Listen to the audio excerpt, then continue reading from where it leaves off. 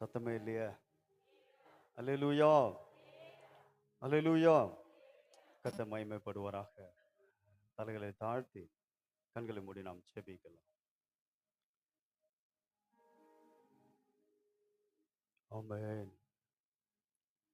கர்த்தாவே உம்மை துதிக்கிறோம், உம்மை துதிக்கிறோம், உம்மை துதிக்கிறோம், துதிக்கிறோம், துதிக்கிறோம், துதிக்கிறோம், துதிக்கிறோம், துதிக்கிறோம். என் கர்த்தர் செய்ய நினைத்தது அது தடைபடாது. என் தேவன் என்னை ஆசீர்வதித்தால் தடுப்பது யாரு?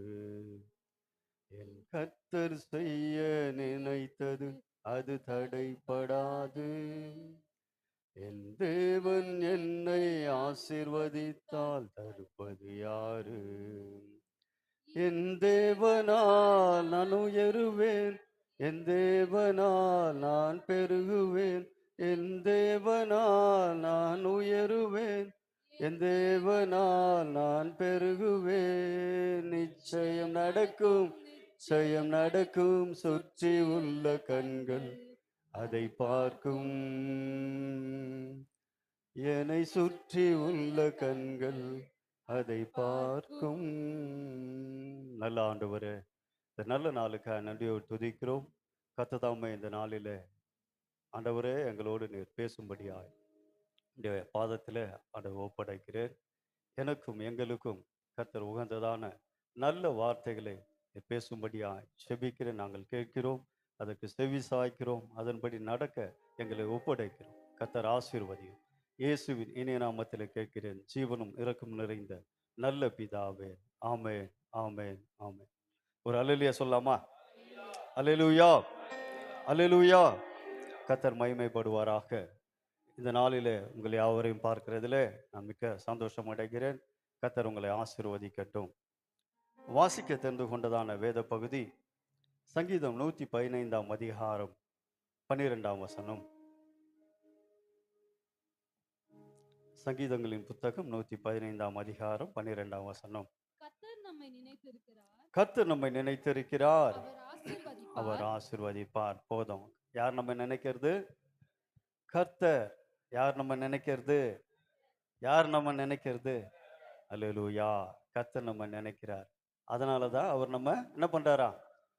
ஆசீர்வதிப்பார். அவர் ஆமென் சொல்லாம உண்மையாகவே அந்த ஆசீர்வாதம் உங்கள தங்கும். ஆமென். அவர் நம்மை நினைக்கிற ஒரு நல்ல தெய்வமா இருக்கிறார். அதே சங்கீதங்களின் புத்தகம் 40 அதிகாரம் 17 வசனத்தை வாசிங்க. சங்கீதங்களின் புத்தகம் 40 அதிகாரம் 17 வசனம். நான் சிறுமையும் எளிமையுமானவன், கர்த்தரோ என் மேல் நினைவாயிருக்கிறார். தேவரீர் என் துணையும் என்னை விடுவிக்கிறவருமாய் இருக்கிறீர். அல்லேலூயா சொல்லாம ஆசீர்வதிக்கிற தேவன் தான் இங்க என்ன பண்றாருன்னா விடுவிக்கிறவராயிருக்கிறார். இங்க என்ன வசனம் சொல்லுது? நான் சிறுமையும் எளிமையுமானவன், தேவரீர் என் துணையும் என்னை விடுவிக்கிறவருமா இருக்கிறீர்.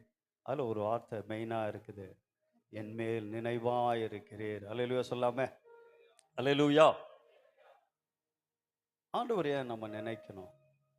அவருக்கு வேற வேலை இல்லையா? எவ்வளோ வேலை இருக்கு அவருக்கு. எதுக்காக நம்மளை நினைக்கணும்? எதுக்காக நம்மளை ஆசீர்வதிக்கணும்? ஏனென்றால் அவர் நம்மை உண்டாக்கின ஒரு தெய்வமா இருக்கிறார். கரங்களை தட்டி ஒரு அல்லேலூயா சொல்லாம. அவர் நம்மை ஆணும் பெண்ணுமாய் அழகாய் அவரை போலவே நம்மை உண்டாக்கினார். அல்லேலூயா சொல்லாம. உண்டாக்கினது மாத்திரமல்ல, நம்மை ஒரு அழகான ஒரு தோட்டத்தில் வைத்து வைத்தார் என்று வேதம் சொல்லுகிறது. அல்லேலூயா சொல்லாம. அல்லேலூயா. அவர் நினைவா இருக்கிறபடியால் தினந்தோறும் தான் படைத்த அந்த பிள்ளைகளை பார்க்கும்படி தேவன் வந்து அவர்களோடு பேசி அவர்களை ஆசீர்வதித்தார் என்று வேதம் சொல்லுகிறது. அல்லேலூயா சொல்லாம. ஏன் அவ்வளோ அழகா அவர் படைச்சார்னா, இன்னைக்கு கூட நம்ம சொல்லலாம், நான் இப்படி இருக்கேன்னு, இந்த நிலைமையில இருக்குன்னு, நீ எந்த நிலைமையில இருந்தாலும் உன்னை அவர் சாயலாகவே படைத்திருக்கிறார். ஆமென் சொல்லாம. ஆமென். அவர் நம்மில் நினைவா இருக்கிறபடியால் அவர் நம்மை ஆசீர்வதிக்கிறார். பொதுவாக நாம் பார்க்கும் பொழுது கணவன் மனைவியை நினைக்கிறாங்க, பிள்ளைகள் தாய் தந்தையரை நினைக்கிறாங்க, நம்முடைய கூட பிறந்தவர்களை நாம் நினைக்கிறோம், நண்பர்களை நினைக்கிறோம், சில காரியங்களை நாம் நினைக்கிறோம். அதுபோல தான் தேவன் நினைக்கிறார் என்று வேதம் சொல்லுகிறது. அல்லேலூயா சொல்லாமே. அல்லேலூயா. நாம் திருமணமாகிற நாட்களிலே நமக்கு ஒரு வாக்கு தத்துவம், ஒரு உறுதிமொழி கொடுத்திருந்தாங்க. அதை நம்ம இன்னைக்கு நினைக்கிறோமா? இல்லை, கைவிட்டாச்சு. பாஸ்டர் சொல்ல சொன்னாரு, நான் என்ன பண்ணேன்? சொன்னேன். எங்க கூட இருந்த என் மனைவி சொன்னாங்க, அன்னைக்கு நான் என்ன பண்ணேன்? நானும் சொன்னேன். அவ்வளோதான். அவர் சொல்ல சொன்னாரு, அதனால நான் என்ன பண்ணிட்டேன்?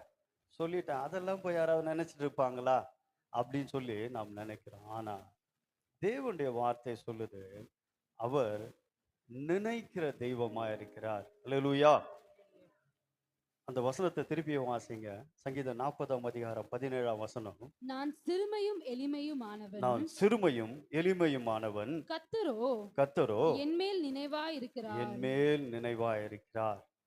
முதலாவது, குறைவுகளை நினைத்து நிறைவாக்குகிற ஒரு தெய்வத்தை நாம் பார்க்கலாம். 2 ராஜாக்கள் 4ஆம் அதிகாரம் 1 7 வசனங்களை வாசி. 2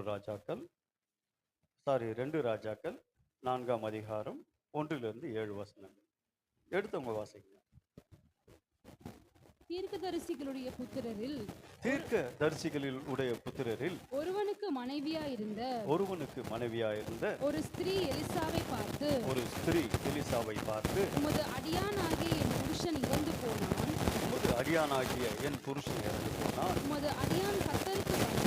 உமது அடியான் கர்த்தருக்கு பயந்து நடந்தான் என்பதை அறிவீர். கடன் கொடுத்தவன் இப்பொழுது என் 2 குமாரரையும் தனக்கு அடிமைகள் ஆக்கிக்கொள்ள வந்தான் என்றால் போதும்.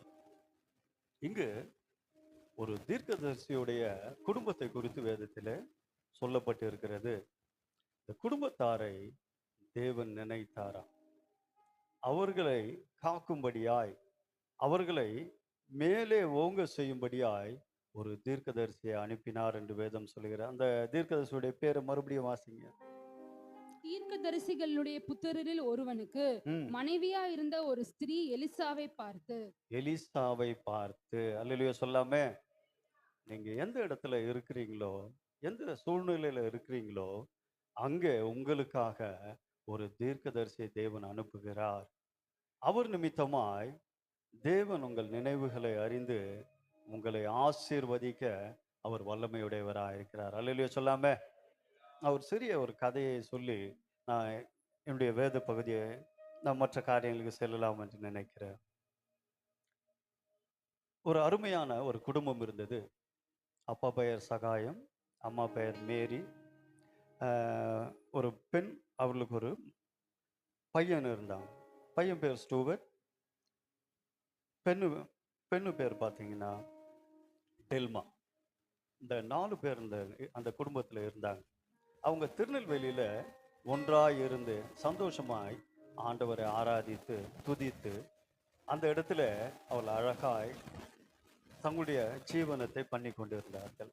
அப்பா ஒரு நல்ல அரசாங்க வேலையில் ரைட்டராக இருந்தார். திடீரென அவருக்கு டிரான்ஸ்ஃபர் வந்துச்சு. இங்கிருந்து இன்னொரு இடத்துக்கு மாற்றம் வந்தது.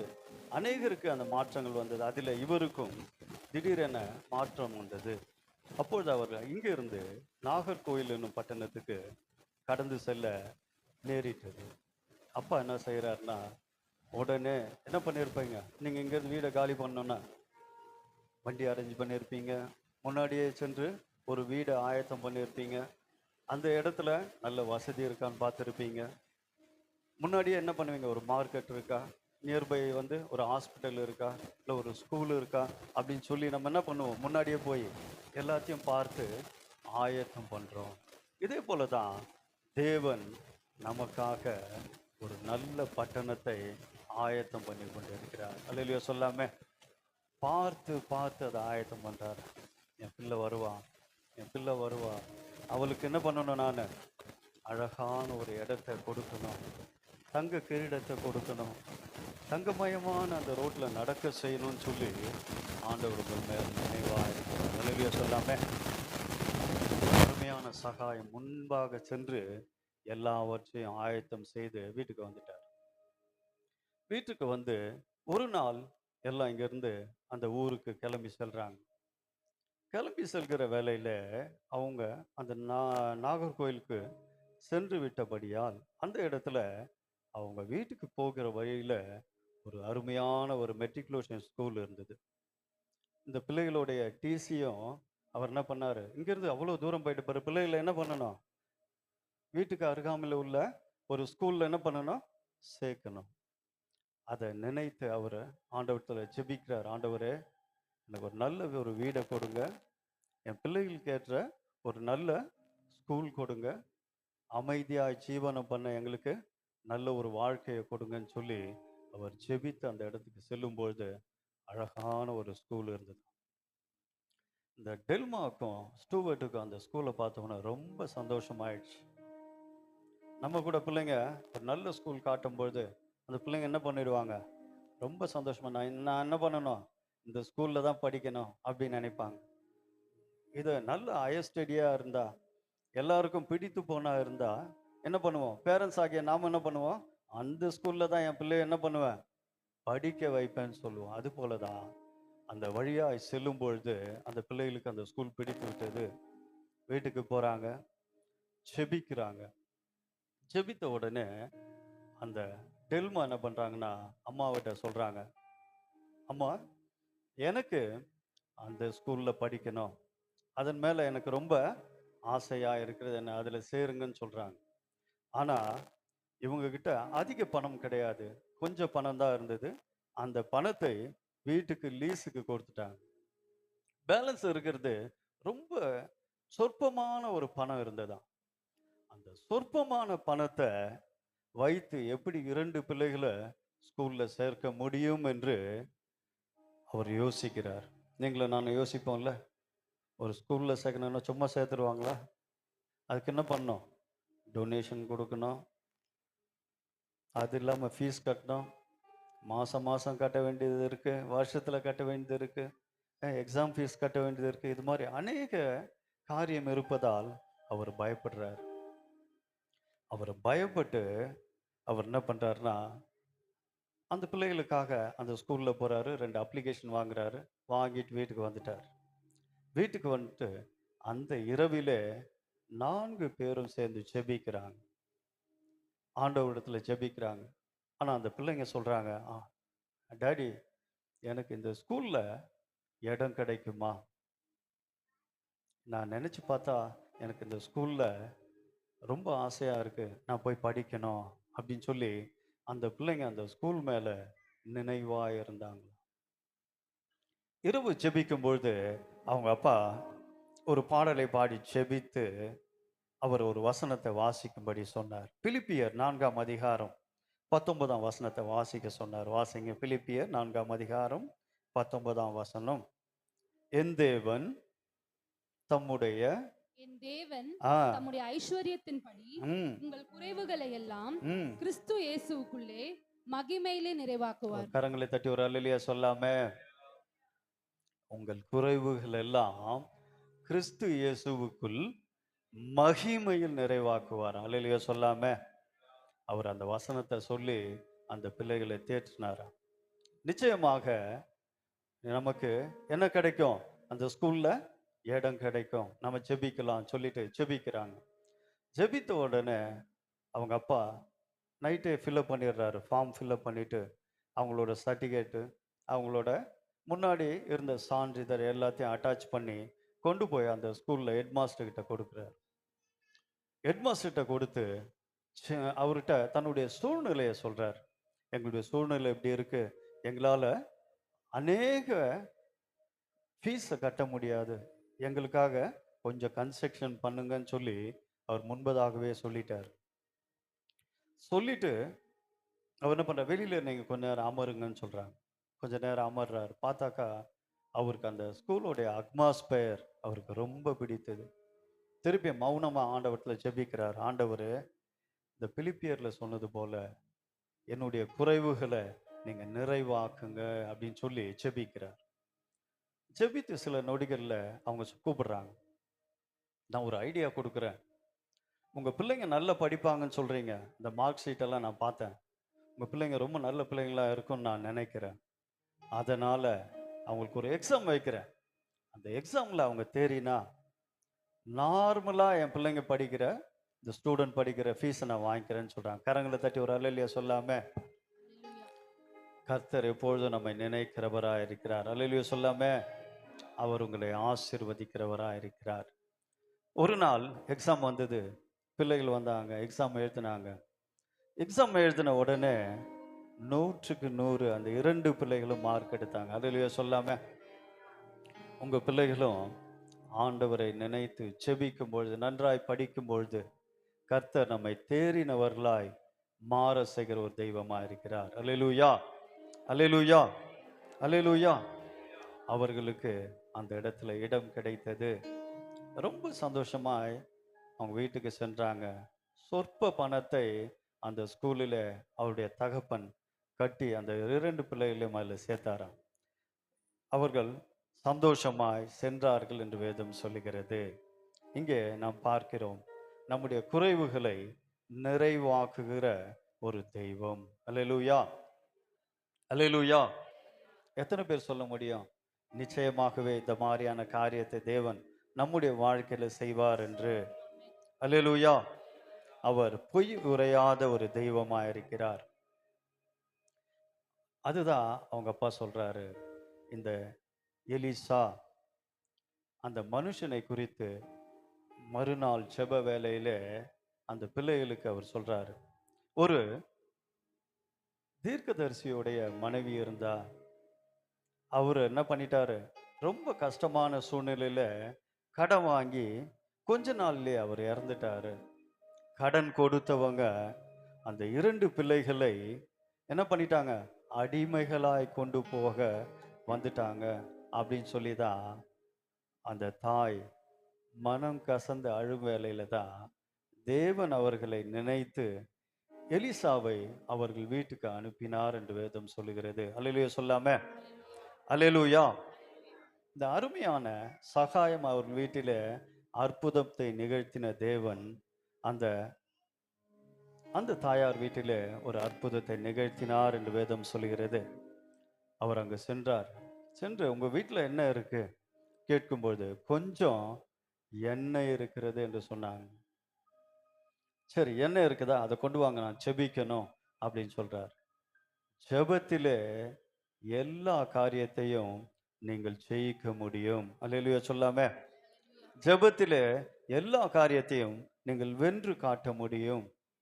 ஜெபத்திலே உங்களுடைய தேவைகள் தேவனிடத்திலே சென்று பதிலை உங்களுக்கு அனுப்ப முடியும். அல்லேலூயா சொல்லாம, தேவன் நினைக்கிறவர் அவர் ஆசீர்வதிப்பார்.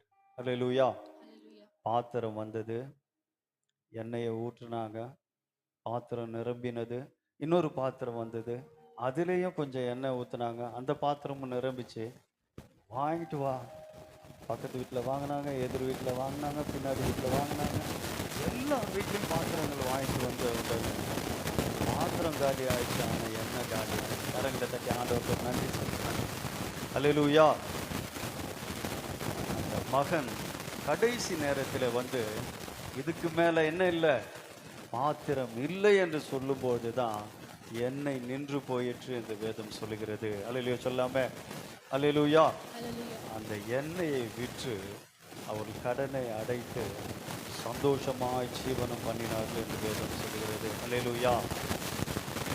சின்ன காரியத்தை கொண்டு கூட ஆண்டவரால் அற்புதம் செய்ய முடியும். அல்லேலூயா. எதை கொண்டாகிலும் ஆண்டவர் உங்களை உயர்த்த முடியும். சிலது அற்பமான காரியமாக இருக்கும், அதிலும் உங்களை ஆண்டவர் உயர்த்த, உங்களை மேன்மைப்படுத்த அவர் வல்லமையுடையவராக இருக்கிறார்.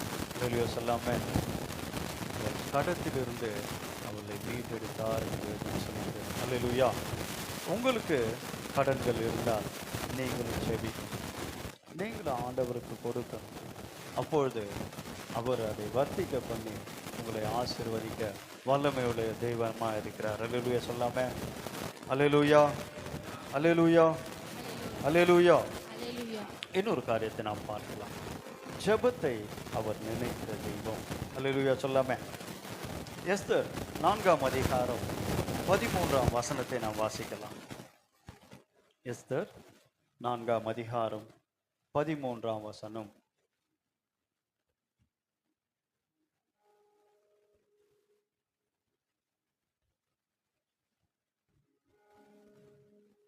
எடுத்தவங்க வாசிங்க. மொர்தெகாய் எஸ்தருக்கு திரும்ப சொல்ல சொன்னது, ராஜாவுடைய அரண்மனையில் இருக்கிறதினால் மற்ற யூதர்கள் தப்பக்கூடாது இருக்க நீ மட்டும் தப்புவாய் என்று உன் மனதில் நினைவு கொள்ளாது. அல்லேலூயா சொல்லாம. ஜெபிக்கிறவங்க சில முட்டாள்தனமான காரியத்தை செய்யக்கூடாது. சோம்பேறித்தனமாய் ஜெபிக்கக்கூடாது. பதில் கிடைச்சிடும், நான் ஜெபம் பண்ணிட்டேன் அப்படின்னு அற்பமாக எண்ணக்கூடாது. ஜெபத்துக்கு தெளிவாக சொல்லாம, ஜெபத்தை கேட்கிறவர் உன் அருகில் இருந்து. தெளிவாக சொல்லாம, நீ சோரமாக ஜெபிச்சுட்டு ஜெபம் பண்ணிட்டா கேட்டுருவார், பதில் சொல்லிடுவார் அப்படின்னு நினைக்கிறது. ஜெபத்தை கூட அர்த்தமாக எண்ணக்கூடாது. ஒரு ஜெபம் விலையேற பெற்றது. வேதம் ஒரு வார்த்தை சொல்லுது, உலகத்தை கலக்குகிறவர்கள் இங்கேயும் வந்திருக்கிறார்கள் என்று வேதம் சொல்லுகிறது. இப்போ உலகத்தை கலக்கக்கூடிய நீங்கள் ஜெபத்தில் வீரர்களாக இருக்க வேண்டும். தெளிவாக சொல்லாம, அருமையான எஸ்தரை குறித்து வேதம் சொல்கிறது, அவர்கள் தன்னுடைய ஜனத்திற்காய் உபவாசம் இருந்து செபித்தார்கள், ஜெயத்தை பெற்றார்கள் என்று வேதம் சொல்கிறது. மொர்தெகாய் என்பவர் இவர்களை வளர்த்த ஒரு தகப்பனாய் இங்கு காணப்படுகிறார். இந்த இடத்துல அகாஸ்வேரு ராஜா என்று ஒருவர் இருக்கிறார். ஆமான் என்ற ஒரு அமைச்சரும் அங்கு இருக்கிறார். ஆமான் என்பவனை அவன் செய்த ஒரு சில நற்காரியங்களுக்காய் ஒரு அமைச்சராய் பதவி கொடுத்து அவரை எல்லாரதற்கும் மேன்மையாய் வைத்திருந்தாரா ராஜா. அந்த ஆமான் தான் செய்கிற காரியம் சரியில்லாத போதும் ராஜாவின் முன்பாக எல்லாம் சரியானதா இருக்கிற போல ஒரு பாவனை செய்து கொண்டு இருந்தார் என்று வேதம் சொல்லுகிறது. ஆமான் ராஜாவுக்கு விரோதமாக அநேக காரியங்களை செய்தார், சூழ்ச்சி பண்ணினார் என்று வேதம் சொல்லுகிறது. ஒரு நாள் அவரை கொல்லும்படியாய் 2 பேரை அனுப்பினார் என்று வேதம் சொல்லுகிறது. ராஜாவின் மேல் கை போட வந்தார்கள் என்று வேதம் சொல்லுகிறது. ராஜாவுக்கு நன்மையான காரியங்களை செய்வதற்கென்று அந்த இடத்துல அநேகர் ஆயத்தமாக இருந்தார்கள். ஒரு நாள் ராஜாவுக்கு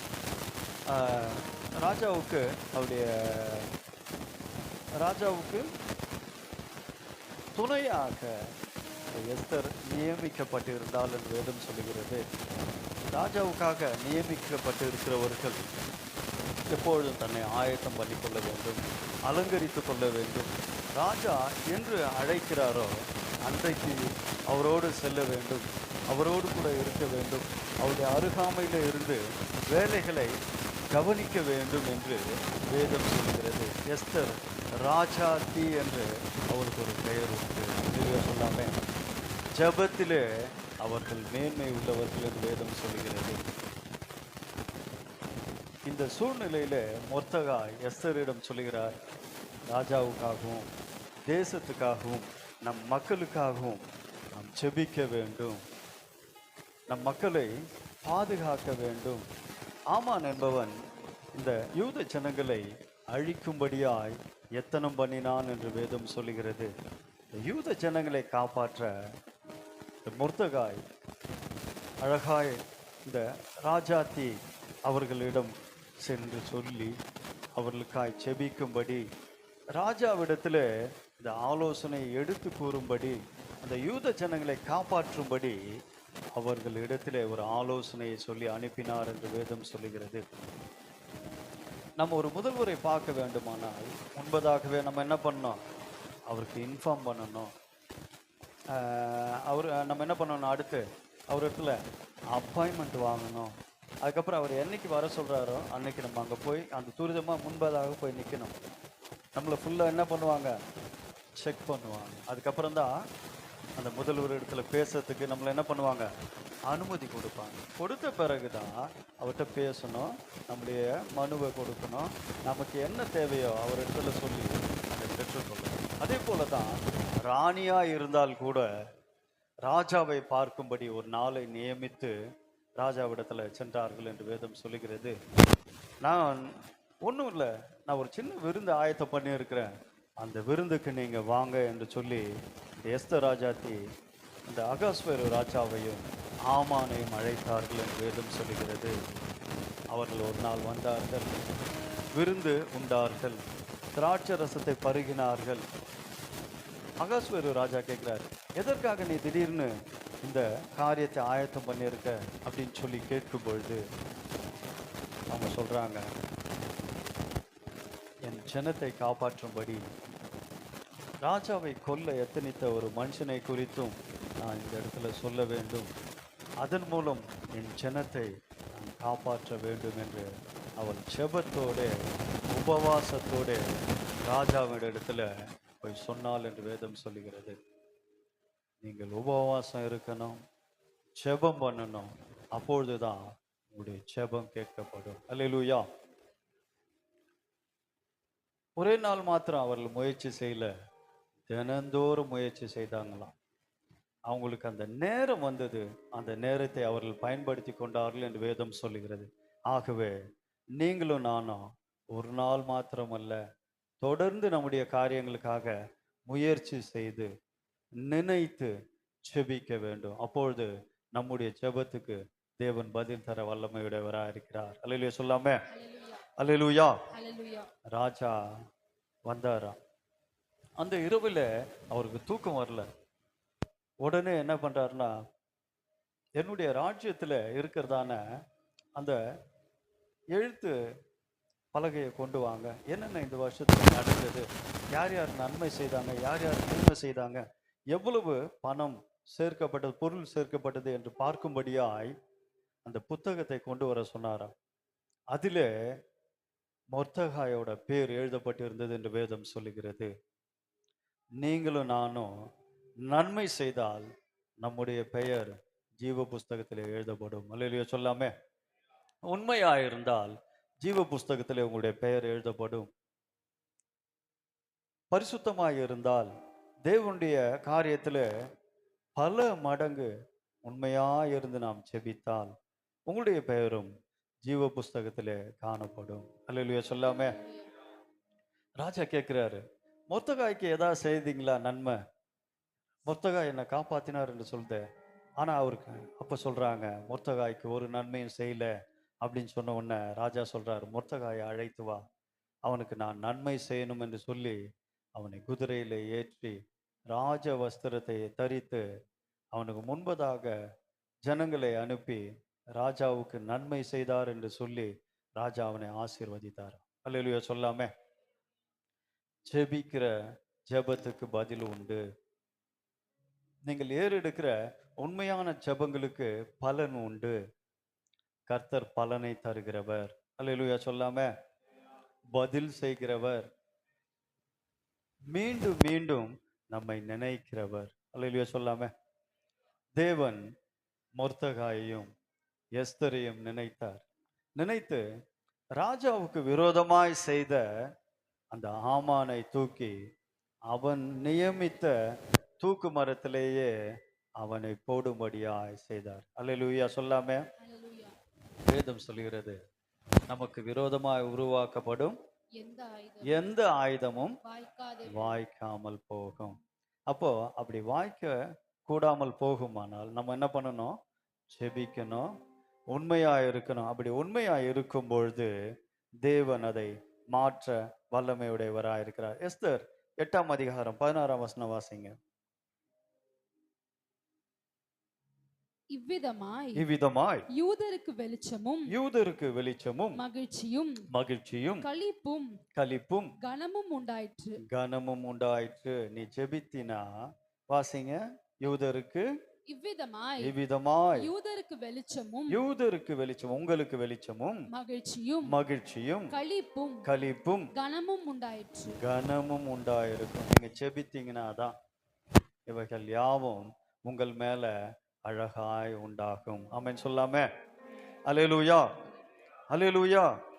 மூன்றாவதாக ஒரு காரியத்தை பார்க்கலாம். அவர் மறக்காமல் நினைக்கிறவர். அல்லேலூயா சொல்லாமே. நீங்களும் நானும் கூட செய்த நன்மைகளை மறந்துடுறோம். அவர் மறக்காமல் நம்மை நினைக்கிற ஒரு தெய்வமா இருக்கிறார். 1 சாமுவேல் 1ஆம் அதிகாரம் 11ஆம் வசனம் எடுத்தவங்க வாசிங்க. 1 சாமுவேல் 1ஆம் அதிகாரம் 11ஆம் வசனம். அப்பொழுது தாவீதும் அவனோடு இருந்த சகல மனுஷரும் அவனோடு கூட இருந்த சகல மனுஷரும் தங்கள் வஸ்திரங்களை கிழித்துக்கொண்டு சவுலும் அவன் குமாரனாகிய யோனத்தானும் கர்த்தருடைய ஜனங்களும் இஸ்ரவேல் குடும்பத்தாரும் பட்டயத்திலே விழுந்தபடியால் புலம்பி அழுது சாயங்காலம் மட்டும் உபவாசமாய் இருந்தார்கள். அல்லேலூயா சொல்லாமே. ஆதியாகமம் 30ஆம் அதிகாரம் 22ஆம் வசனம் வாசிங்களேன். ஆதியாகமம் 30ஆம் அதிகாரம் 22ஆம் வசனம். தேவன் ராகேலை நினைத்தருளினார். அல்லேலூயா சொல்லாமே. தேவன் ராகேலை நினைத்தருளினார். ராகேலுக்கு என்ன இல்ல? இல்ல. ரொம்ப கஷ்டமான சூழ்நிலையா இருந்திருக்கும். கணவன் மறந்துட்டாரு, குடும்பத்தார் மறந்துட்டாங்க, சூழ்நிலை மறந்துடுச்சு. அந்த அம்மா என்ன நினைச்சிருக்கோம்? தேவன் கூட நான் என்ன பண்ணியிருப்பாரு? மறந்துட்டு இருப்பாரு, என் வாழ்க்கை அவ்வளோதான் நான் நினைச்சிருப்பாங்க. அண்ணாலு கூட அப்படிதான் நினைச்சாங்க. ஆனா அண்ணால திட்டினாங்க. ஒண்ணுமே இல்லையே உனக்கு அப்படின்னு சொல்லி சத்தம் போட்டாங்களாம். ஆனா அவங்க போய் அழுதாங்க. தேவனுடைய ஆலயத்துல தன்னை ஊற்றி அழுதாங்களாம். அவர்கள் அழுது தேவனிடத்துல முறையிட்டாங்கள் என்று வேதம் சொல்லுகிறது. 2 பேரையும் தேவன் மறக்காமல் அவர்களை நினைத்தார் என்று வேதம் சொல்லுகிறது. நம்மை மறக்காமல் நினைக்கிற தெய்வத்துக்கு நீங்களும் நானும் நன்றி கடன் பட்டவர்களாக இருக்க வேண்டும். அல்லேலூயா சொல்லாமே. அல்லேலூயா. அண்ணாவுடைய வாழ்க்கையில பார்க்கும்போது நீங்க செய்தீங்கன்னா நான் என்ன பண்ணுவேன்?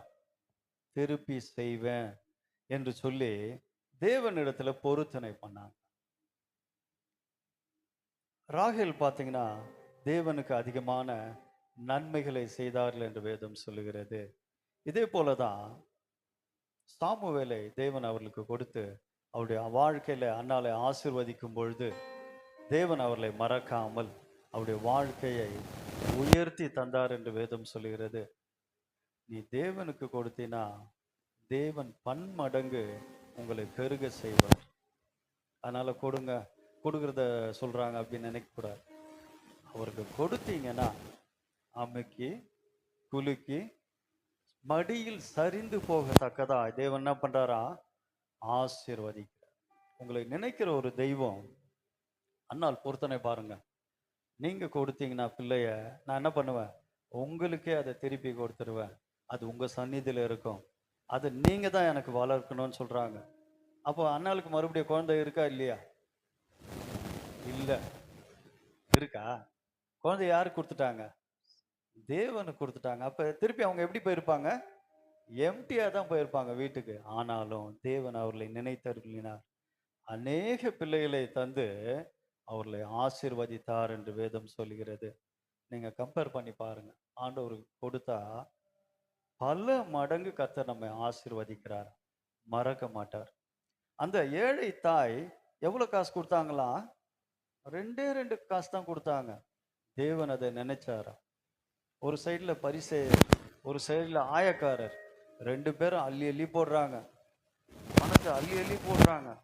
அவர் சொல்றாரு, உன்னை விட நான் தாண்டா நிறைய போட்டேன் காணிக்க அப்படின்றார். இவர் சொல்றாரு, இல்ல இல்ல நீயாச்சும் கொஞ்சோண்டு தான் எடுத்துன்னு வந்த, நான் வெள்ளி பணத்தை போடுறேன். அவர் சொல்றாரு சில்வர் காயினை போட்டிருப்பாரு. இவர் என்ன பண்ணிப்பா, இன்னும் கொஞ்சம் வெள்ளி பணத்தை போட்டிருப்பாரு. ஆனா 2 பேரும் போட்டி போட்டு போட்டாங்களே தவிர தேவனுக்காக செய்யல. ஆனா அந்த வயது முதிர்ந்த தாயாரோ என்ன பண்ணாங்களாம், தாங்கிட்ட இருக்கிற எல்லாவற்றையும் போட்டால் என்று வேதம் சொல்லுகிறது. அல்லேலூயா சொல்லாம அந்த இடத்துல அந்த தாயாருடைய உண்மையை தேவன் மறக்கவில்லை. தேவன் அந்த தாயாரை ஆசீர்வதித்தார். அதே போலதான் இங்க அன்னாளை தேவன் மறக்காமல் அவர்களை நினைத்து அவளுக்கு ஒரு ஆண் பிள்ளையை கொடுத்து தேவன் ஆசீர்வதித்தார் என்று வேதம் சொல்லுகிறது. அல்லேலூயா சொல்லாம அல்லேலூயா. இன்னொரு காரியத்தை நாம் பார்க்கலாம். ஆதியாகமம் 50ஆம் அதிகாரம் 20ஆம் வசனம். ஆதியாகமம் 50ஆம் அதிகாரம் 20ஆம் வசனம். நீங்கள் எனக்கு தீமை செய்ய நினைத்தீர்கள், நீங்கள் எனக்கு தீமை செய்ய நினைத்தீர்கள், தேவனோ இப்பொழுது நடந்து வருகிறபடியே வெகு ஜனங்களை உயிரோடு காக்கும் படிக்கு அதை நன்மையாக முடிய பண்ணினார். அல்லேலூயா சொல்லாமே. தீமையை கூட தேவன் நினைக்கிறார். நான் நினைக்கிறாரா? வாசிங்க. நீங்கள் எனக்கு தீமை செய்ய நினைத்தீர்கள். போதும். நீங்க எனக்கு என்ன பண்ணீங்க? தீமை செய்ய நினைத்தீர்கள். தேவனோ இப்பொழுது நடந்து வருகிறபடியே வெகு ஜனங்களை உயிரோடு காக்கும்படிக்கு அதை நன்மையாக முடிய பண்ணினார். கரங்களை தட்டி ஒரு அல்லேலூயா சொல்லாம. எத்தனை பேர் நமக்கு தீமை செய்ய நினைச்சாலும், உங்களை அழிக்க நினைச்சாலும், உங்களை படைத்த தெய்வம் நன்மை செய்து உங்களை காக்க அவர் வல்லமை உள்ளவராக இருக்கிறார். அல்லேலூயா சொல்லாம. ரொம்ப ஈஸியா தீமை செய்யலாம், இப்படின்றதுக்குள்ள ஒருத்தரை காலி பண்ணிடலாம். ஆனா அந்த இடத்துல அவனை உயிரோட காப்பாற்ற முடியுமா? எத்தனையோ பேர் ஆக்சிடென்ட்ல மரிச்சு போறாங்க. போயிட்டு வரோம், நம்முடைய நிலைமை எப்படி இருக்குன்னே தெரியாது. யாரையும் அடிக்கிறதுக்கு பதிலா நம்ம அடி வாங்கியிருப்போம். யாரையும் வெட்டுறதுக்கு பதிலா இது தெரியாம அவனை வெட்டிட்டாங்கப்பா அப்படின்னு சொல்லுவாங்க. ஆனா தீமை செய்கிறவர்களுக்கு தேவன் நன்மை செய்ய வல்லமையுடையவராக இருக்கிறார். அல்லேலூயா சொல்லாம.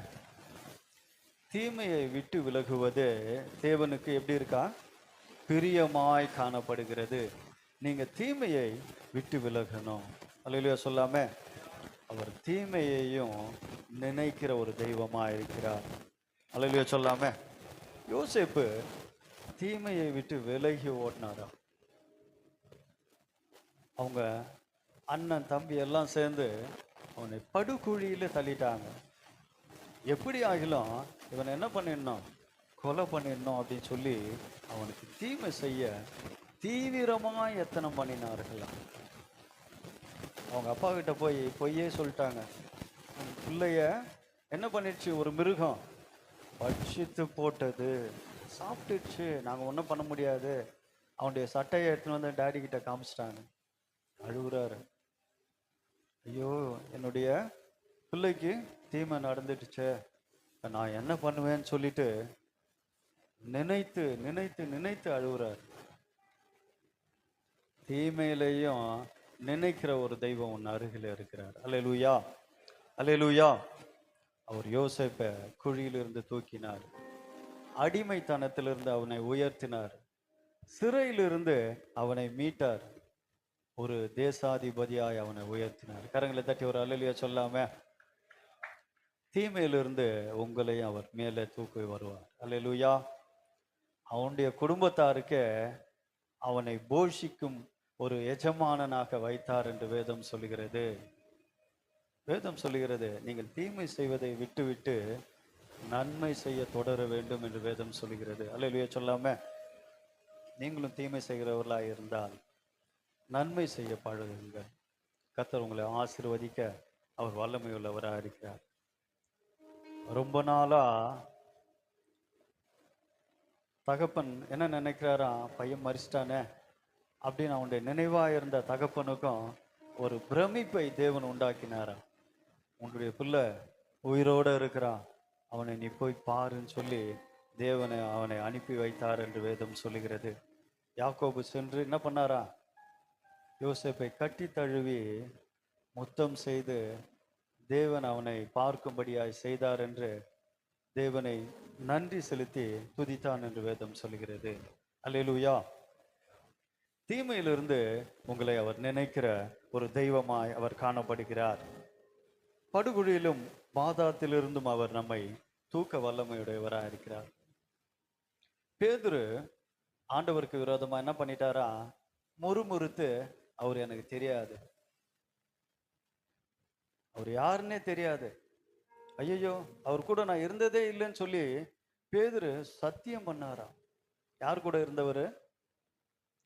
தேவனுக்கு விரோதமா என்ன பண்ணிட்டாரு? தீமை செய்தார். ஆனா தேவனோ அவரை விட்டு விடலையா, நினைத்தருளினார் என்று வேதம் சொல்லுகிறது. சேவல் கூவும் 3 தடவை நீ என்னை மறுதளிப்ப அப்படின்னு சொல்லும்போது அவன் அதை நினைத்து மனம் பதறி அழுதான். தேவனை பார்த்து மனம் பதறி அழுதான் என்று வேதம் சொல்லுகிறது. தேவன் அவனை அழைத்து என்ன பண்ணாரு? மன்னித்தார். மறுபடியும் தன்னிடத்தில் அவனை சேர்த்து கொண்டார் என்று வேதம் சொல்லுகிறது. அவனுடைய விசுவாசம் பாருங்க. கடல்ல படகுல போயிட்டு இருக்காங்க. அவர் மட்டும் தான் நடக்கணுமா? நானும் நடப்பேன் அப்படின்னு சொல்லி இறங்கினார். பயத்தினால திரும்பி பார்க்கும்போது அங்கேயும் ஒரு இடத்துல என்ன பண்றாரு? அமிழ்ந்து போக ஆரம்பிக்கிறார். ஐயோ நான் என்ன பண்ணிட்டேன்? அமிழ்ந்து போகிறேனே, என்னை காப்பாற்றும் ஆண்டவரேன்னு சொல்லும்போது தேவன் நினைக்கிற தெய்வன் கரம் பிடித்து அவனை தூக்கி அவனை உயர்த்தி ஒரு அப்போஸ்தலனாக அவனை வாழ வைத்தார் என்று வேதம் பார்க்கிறது. அல்லேலூயா சொல்லாமே. அல்லேலூயா, அல்லேலூயா. இன்னொரு காரியத்தை நாம் பார்க்கலாம். யாத்திராகமம் 32ஆம் அதிகாரம் 13ஆம் வசனம். இங்கு உண்மையை நினைக்கிற ஒரு தெய்வமா இருக்கிறார். உண்மை குறித்து நாம் பார்க்கலாம். யாத்திராகமம் 32ஆம் அதிகாரம் 13ஆம் வசனம். உமது தாசராகிய ஆபிரகாமையும் உமது தாசனாகிய ஆபிரகாமையும் ஈசாக்கையும் இஸ்ரவேலையும் நினைத்தருளும். அல்லேலூயா சொல்லாம. யார் யாரை நினைக்கணுமா?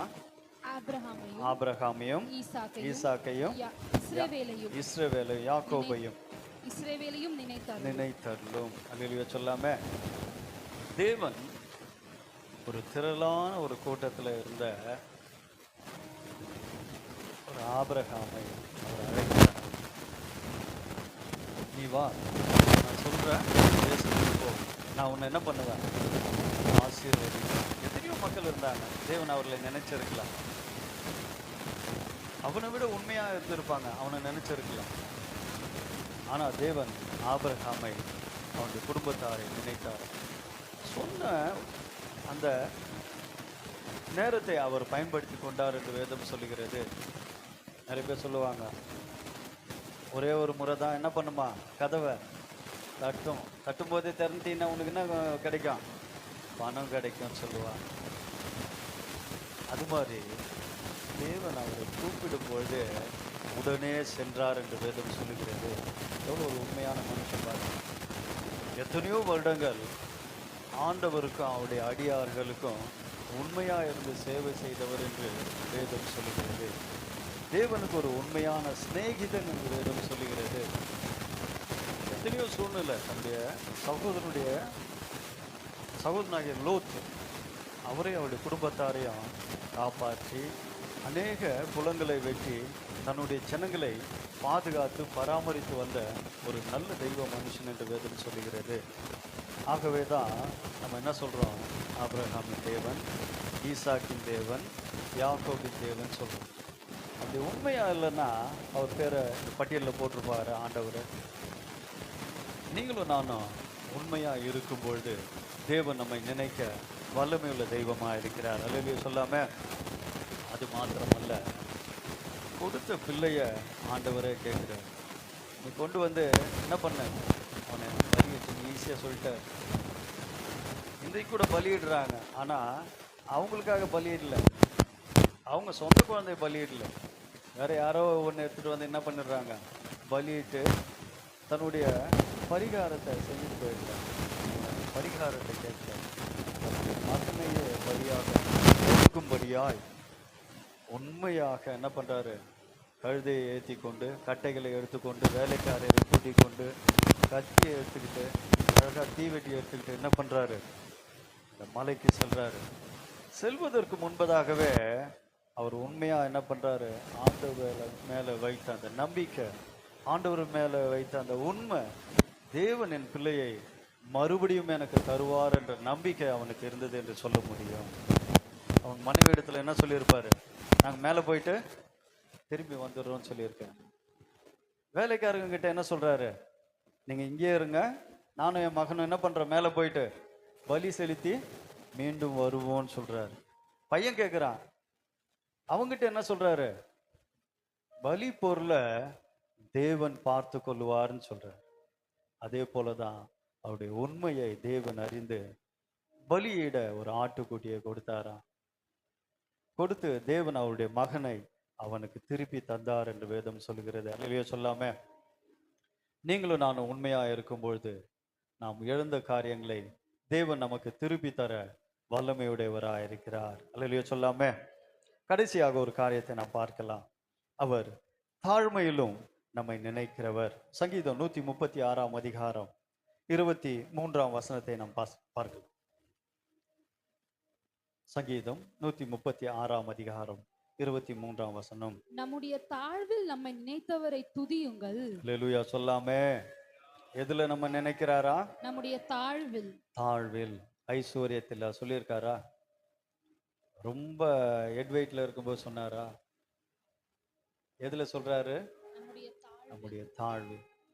எவ்வளவுதான் நமக்கு உயர்வு இருந்தாலும் தேவனுக்கு முன்பதாக உங்களை என்ன பண்ணுமா? தாழ்மைப்படுத்துங்கள். அப்பொழுது அவர் உங்களை என்ன பண்றாரா? உயர்த்துவார் என்று வேதம் சொல்கிறது. தாவீதை குறித்து பார்க்கும்பொழுது அவன் ஒரு ஆடு மேய்ப்பனா இருந்தான். அத்தனை சகோதரர்கள் இருந்தாங்க, அப்பா இருந்தாரு. அவர்கள் எல்லாரை காட்டிலும் இவனை ஒதுக்கி வைத்திருத்தார்கள் என்று சொல்ல முடியும். ஆடு மேய்க்கிறாரு, பேபே பேபே பேபே தான். ஆனாலும் அது நடுவுல ஆண்டவரை குறித்து பாடுறாரு, ஆண்டவரை புகழ்றாரு. ஆண்டவருடைய இருதயத்துக்கு ஏற்ற மனுஷனா அவங்க வீட்டுல இருக்க எல்லாரை காட்டிலும் தாவீது இருந்தார் என்று வேதம் சொல்லுகிறது. அல்லேலூயா சொல்லாம எவ்வளவுதான் உயர்வில் இருந்தாலும் தேவனுக்கு முன்பாக உங்களை தாழ்த்தும் போது தேவன் உங்களை உயர்த்த வல்லமை உள்ளவரா இருக்கிறார். அல்லேலூயா சொல்லாம அல்லேலூயா. ஆடு மேய்த்தவனை தேவன் அரசனாக்கினார். அல்லேலூயா அல்லேலூயா. உங்களையும் ஏதாவது ஒரு மூலையில இருந்தாலும் உங்களையும் தேவன் என்ன பண்ணுவாரு? ராஜாவை தள்ளி ராஜாவை ஏற்படுத்துகிறவர். எனக்கு ஒரு உயர்வு இல்லையே, நான் இத்தனை வருஷமா இப்படியே இருக்கிறேன்னு, என்ன என்ன பண்ணிட்டாங்க? என்னுடைய அலுவலகத்துல தள்ளி வைத்திருக்கிறாங்களே, எனக்கு கிடைக்க வேண்டிய உயர்வு எனக்கு பக்கத்துல இருக்க ஆளுக்கு கிடைச்சிருச்சு, நான் எப்படி உயர்றது? நான் எப்போ அந்த காரியங்களை அனுபவிக்கிறது என்று நீங்களும் நானும் எண்ணிக்கொண்டு இருக்கலாம். தேவன் நம்மை நம்முடைய தாழ்வில அவர் நினைக்கும்படியாய், தாழ்மை உள்ளவர்களுக்கு தேவன் என்ன பண்றாரா? கிருபை அளிக்கிறார் என்று வேதம் சொல்லுகிறது. அவ்விதமாய் இந்த தாவீதை அவர் உயர்த்தினார் என்று வேதம் சொல்லுகிறது. சவுல் ஒரு மிருகத்தை தேடிக்கொண்டு போனவரை என்ன பண்ணிட்டார? தேவன் ராஜாவா மாத்திட்டார். சும்மா போனவரை பிடிச்சி என்ன பண்ணிட்டாரு? அபிஷேகம் பண்ணி ராஜாவாய் மாற்ற அவரால் முடியும் என்றால், தாழ்வில் இருக்கிற உண்மையா இருக்கிற உங்களை அவர் ராஜாவாய் ராஜாத்தியாய் மாற்ற அவரால் முடியும். ஆமென் சொல்லாம அல்லேலூயா. வேதத்திலே பார்க்கும்போது நம்முடைய குறைவுகளை நினைக்கிற கர்த்தர். பிலிப்பியர் 4 அதிகாரம் 19 வசனம். ஜெபத்தை நினைக்கிற கர்த்தர். எஸ்தர் 4 அதிகாரம் 13 வசனம். மறக்காமல் நம்மை நினைக்கிற கர்த்தர். 1 சாமுவேல் 1 அதிகாரம் 11 வசனம். தீமையை நினைக்கிற கர்த்தர். ஆதியாகமம் 50 அதிகாரம் 20 வசனம். உண்மையாய் நினைக்கிற கர்த்தர். யாத்திராகமம் 32 வசனம் 32 அதிகாரம் 13 வசனம். தாழ்வில் நம்மை நினைக்கிற கர்த்தர். சங்கீதம் 136 23. மீண்டுமாய் நாம் முதலாவது வாசித்த அந்த அதிகாரத்தை நாம் வாசிக்கலாம். சங்கீதம் 115 அதிகாரம் 12 வசனம். வானத்தையும் பூமியையும். சங்கீதம் 115 அதிகாரம் 12 வசனம். கர்த்தர் நம்மை இணைத்திருக்கிறார். எல்லாமே கர்த்தர் நம்மை நினைத்திருக்கிறார். அவர் ஆசீர்வதிப்பார். அல்லேலூயா. நீங்களும் நானும் கர்த்தரோடு இருந்தால் கர்த்தர் நம்ம யார் கூட இருப்பாரு? நம்மோடு இருப்பார். அவர் யாரை ஆசீர்வதிக்கிறது அவருக்கு பிரியம்னு அண்ணன் சொன்னாங்க இன்னைக்கு. இஸ்ரவேலை ஆசீர்வதிப்பது கர்த்தருக்கு பிரியம். அல்லேலூயா சொல்லாம ஆராதனை வேலையில போது நம்மோடு சொன்ன காரியம், இஸ்ரவேலை ஆசீர்வதிப்பது கர்த்தருக்கு என்ன பண்ணுது? பிரியம். அவர் நம்மை நினைக்கிறார், ஆகவே அவர் நம்மை ஆசீர்வதிப்பார். ஜெபிக்கலாம். நான் நினைப்பதற்கும் வேண்டுவதற்கும் மிகவும் அதிகமாய் கிரியை செய்திட வல்லவரே உமக்கே மகிமை. நான் நினைப்பதற்கும் வேண்டுவதற்கும் மிகவும் அதிகமாய் கிரியை செய்திட வல்லவரே உமக்கே மகிமை. நான் நினைப்பதற்கும் வேண்டுவதற்கும் மிகவும் அதிகமாய் கிரியை செய்திட வல்லவரே உமக்கே மகிமை. எங்கள் குறைவுகளை நிறைவாக்குகிற நல்ல ஆண்டவரே, எங்களை ஆசீர்வதிப்பதே உமக்கு பிரியம் என்று ஆண்டவரே நாங்கள் நாளில் பார்த்தோம். ஆண்டவரே, தீமையை விட்டு விலகுவதே உமக்கு பிரியம் என்று நாங்கள் பார்த்தோமே. தாழ்வில் எங்களை நினைக்கிறவர்களை நாங்கள் துதிக்க வேண்டும் என்று வேதத்தில் பார்த்தோமே. அவ்விதமா இந்த நாளிலே ஆண்டவரே எங்களை நினைக்கிறதற்காக உமக்கு நன்றி செலுத்தி துதிக்கிறேன். ஒவ்வொருவரையும் ஆசீர்வதியும், நினைத்தருளும், தேவைகளை சந்தியும், உடைய வாழ்க்கை தரத்தை உயர்த்தி தந்தருளும்படியாக ஜெபிக்கிறேன். காரியங்களை வாய்க்க பண்ணும் எங்களோடு பேசின நல்ல இந்த நாளுக்காய் நன்றி செலுத்தி துதிக்கிறேன். காத்துக்கொள்ளுங்க, வழிநடத்துங்க.